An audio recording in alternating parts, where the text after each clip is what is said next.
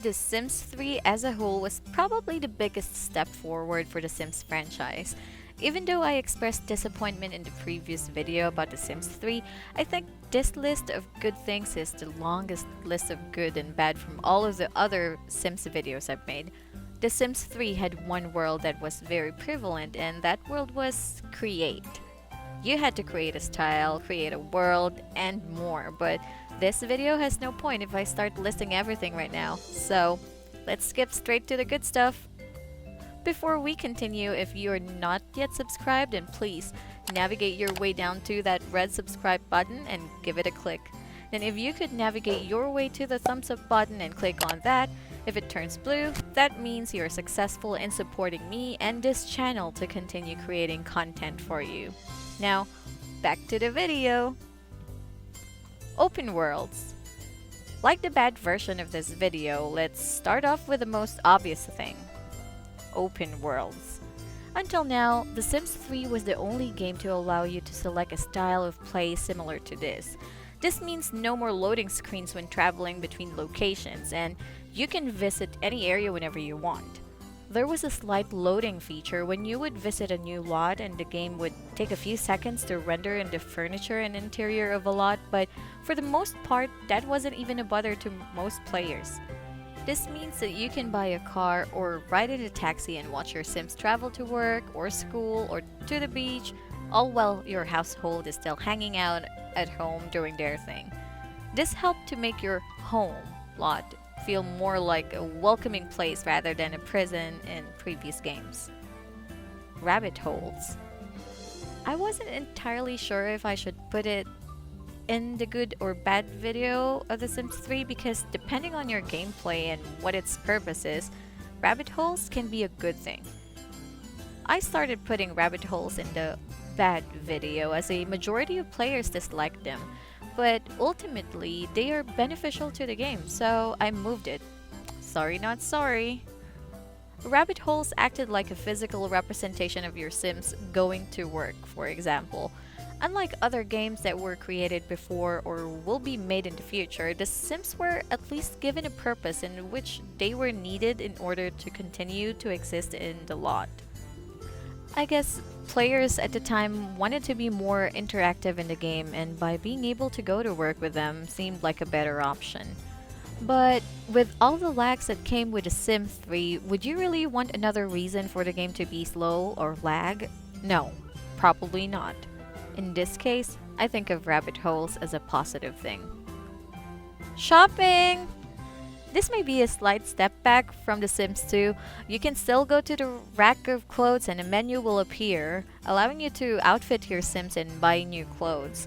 Additionally, you can visit these rabbit holes, and once your Sims enter the rabbit hole, a menu will appear that includes various ingredients for a meal, different books to buy, and other expansion-related options. This helped in immersing yourself into the game where you can play pretend and go shopping for the week's meal prep items or read a book that you own instead of just buying a bookshelf, and it comes stacked with books. It also added a layer of immersion with being able to see what book your Sim is reading. You were never able to do that in The Sims 2, where you would just read a book and have it show the words read drama or Jimmy Sprocket and a squishy stone. Intro to CAS sliders. Sims 3 gave us what we always wanted. Big boobs. The introduction of sliders meant you could slide the scale to create the most unrealistic body shapes. Because if you didn't have body image issues, you do now. The sliders weren't just for your body, but also for your Sim's facial features too, like jaw, eyes, even ears. The color wheel. If you've played any other Sims game besides Sims 3, then enough said. The color wheel meant that you had literally no limits to the customization of your game. Although sometimes objects might appear to be a different color even though it was the exact same color code as another object, you could just change the color slightly to match it back up. The color wheel was accessible in Create a Sim. Not with everything, but definitely the things that mattered. Create a style. Now, in The Sims 2, you had a variety of swatches and components of furniture to choose from, and in The Sims 3, the level of customization options was taken to another level. This is the only game that you can get to create a style. You could change the color of your bedsheet while also changing the wood or metal frame color. You can change the material swatch of your bed sheets if you didn't like the ones in game. You could download swatches from modders. The one downside to create a style is it can get a little overwhelming to some players who might not like to customize every single aspect of the game, and those players that do can get a little carried away and produce more lag in their game.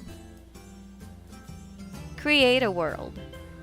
Though creating a decent world in the Create a World tool for The Sims 3 was difficult for you, it was definitely possible. The community for The Sims as a whole is filled with talented and amazing creators, and all you have to do is search what kind of world you're looking for, and there is a high chance it exists and is available to you. Many times for free too. Traits. This was the franchise's first look into their traits system. In the base game alone, there is 64 different traits, with that number increasing to 99 with all of the packs installed. Sims 4 could never. The traits had additional significance for your Sims, and these provided the Sims with additional bonuses or provided them with unique gameplay based on what they were. For example, absent-minded Sims might sometimes forget to do a task you lined up for them to do because the simple forgot what it was that you wanted them to do. Athletic Sims can learn the athletic skill 20% faster than other Sims. Story progression. Depending on how you like to play the game, story progression can be a good or bad thing. The story developed to the point where your neighbors could get married and start a family, which resulted in their children attending school with your own children. It felt more alive and more immersive. Instead of just existing as a way to meet your neighbors, your neighborhood Sims have real personalities and stories to tell. Intro to moods. So, moods is something that was introduced in The Sims 3, and then later in The Sims 4, they tried to turn it up into the emotion system. Moods in The Sims 3 functioned extremely well, and they were less conflicting aspects. Other interpretations of this concept include, but are not limited to, a Sim who dies in the family will leave behind a negative moodlet for the rest of the family. This cancels out any positive moodlets, no matter how small. Honestly, I did encounter some issues while playing The Sims 3, but the overall gameplay experience was positive. You are in control of how your Sims live their lives as a player. You are responsible for making them happy and caring for them during their youth and later in life. The Sims 3 generates great excitement among their players, and it has a very special place in the hearts of everyone. It is a great game for all types of gamers, as well as people who don't typically like video games. Sims 3 fans who enjoy open-ended gameplay and depth in their games will probably enjoy the game. That was all that I could find on the internet. Check out one of our newest videos here. Don't forget to subscribe and ring the bell so you don't miss out on more videos about your favorite Sims games. Thanks so much for watching, and I'll catch you in the next video.